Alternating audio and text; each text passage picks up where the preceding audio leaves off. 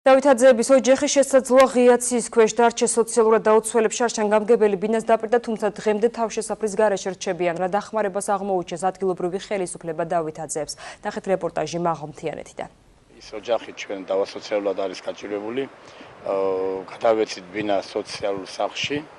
მოუწია ოთახიანი ბინა. შუახევის მუნიციპალიტეტის გამგებლის მიერ გასული წლის აპრილში გაკეთებული სატელევიზიო განცხადება დავითაძეების ოჯახმა ბინის მიღების გარანტად ჩათვალა. თუმცა დაპირება დაპირებად დარჩა. თავშესაფრის მომლოდინე დავითაძეები 2 თვის წინ ყოფილი რაიონული საავადმყოფოს რეაბილიტირებული შენობის ერთ-ერთ ბინაში თვითნებურად შესახლდნენ. ვაგეთქე ჩვენ ბინაზე, მეთქი საწავიდა ჩვენი ბინა და მეუბნებოდნენ ერთ კვირაში 10 დღეში გადაწყდება. აი ყველანაირი კიდე შემოწმება მოვა, გადავწყვეტავთ რომ როდის გადმოგცემთ, როდის მოგცემთ ბინას. და ერთი 10 დღის სახლში მოვიდა მეორე წელი. 2 თვის უკან სახლში ჩამივარდა, პოლი ჩატყდა, ჩამივარდა 3 წლის ბავშვი და მეუღლე იზოლირებული გახდა, რომ ასულიყო გაეტეხა ბინა. გავიგეთ რომ გამოსახელებას გვიპირებენ. ვთხოვ გამგეობას ყველას, ვისაც ევალებათ რომ შეგვინარჩუნონ ბინა.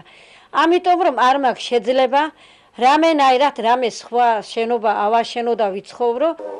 დავითაძეების გაუსაძლის ყოფასა და მძიმე პირობებზე საუბრობენ მეზობლებიც. ხედავთ თუ მდგომარეობაში შესახლი და რა ხდება და რაღაც პოლი უარგა და არაფერი არ იზაიღოს.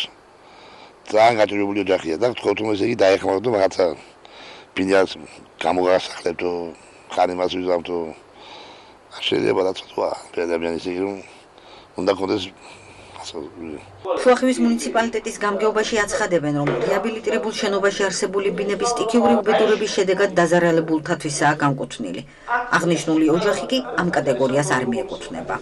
იმის გამო, რომ გოჩა დავითაძის საცხოვრებელი სახლი არ არის მოქცეული მეწყერ და ზვავშასის ზონაში, ამიტომ შუახევის მუნიციპალიტეტის გამგეობამ და შესაბამისმა კომისიამ მას ვერ გაუწიეს შუამდგომლობა აჭარის სამთავრობო კომისიის წინაშე, რათა მათ მიეღოთ ბინა შუახევის ყოფილი საავადმყოფოს რეაბილიტირებულ საავადმყოფოს შენობა. ჩვენ ამის შესახებ მივმართეთ ეკონომიკისა და ფინანსთა სამინისტროს, მათ მიმართეს ძალოვან სტრუქტურებს, ანუ შუახევის პოლიციის სამმართველოს და უახლოეს დღეებში ისინი აუცილებლად იქნებიან იქიდან გამოსახლებული. ადგილობრივ ხელისუფლებაში ამბობენ, რომ დავითაძეებს გამგეობა როგორც სოციალურად დაუცველებს, მათი უფლებამოსილების ფარგლებში მხოლოდ სამშენებლო მასალებით დაეხმარება.